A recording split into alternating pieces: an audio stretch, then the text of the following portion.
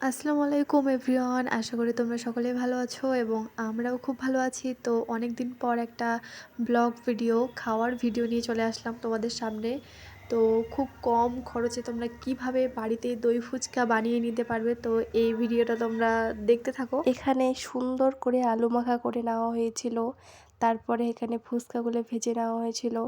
দেন এখানে রেডি করা হয়েছিল টক দই, চাটনি, বাদাম এবং ভুজিয়া।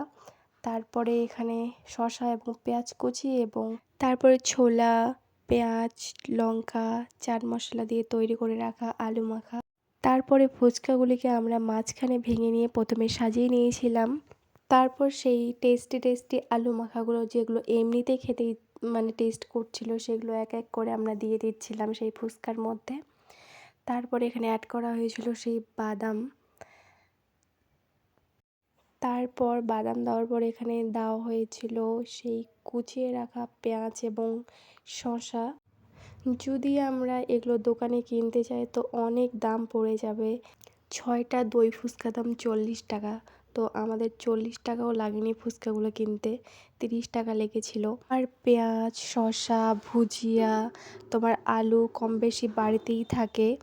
আর আমরা যেটা চাটনি বানিয়েছিলাম মিষ্টির রস এবং তেঁতুলের যেটা, সেটা হচ্ছে মিষ্টির রস শুধু কিনতে হবে আর তেঁতুল।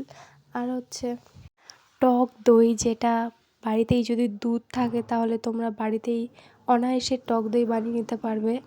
তো এটা আমাদের বাড়িতেই বানানো টক দই ছিল। তো আলু মাখা দেওয়ার পরে আমরা দিয়েছিলাম ভুজিয়া, তারপরে হচ্ছে বাদাম, তারপরে দিয়েছিলাম টক দই, তারপরে সেই চাটনিটা দিয়েছিলাম। তো আমরা মোট 5 থালা ফুচকা বানিয়েছিলাম। এক থালা করে একজন নিয়ে বসেছিলাম। তো সেদিন আমাদের ফুচকা খেয়ে আমাদের পেট ভরে গেছিলো, অন্য কিছু খাওয়ারের দরকারই হয়নি। তো তোমরাও বাড়িতে বানিয়ে দেখো, তোমাদেরও ভালো লাগবে। আর যদি তোমাদের ভিডিওটা ভালো লাগে তাহলে লাইক, কমেন্ট এবং শেয়ার করে দিও। এবং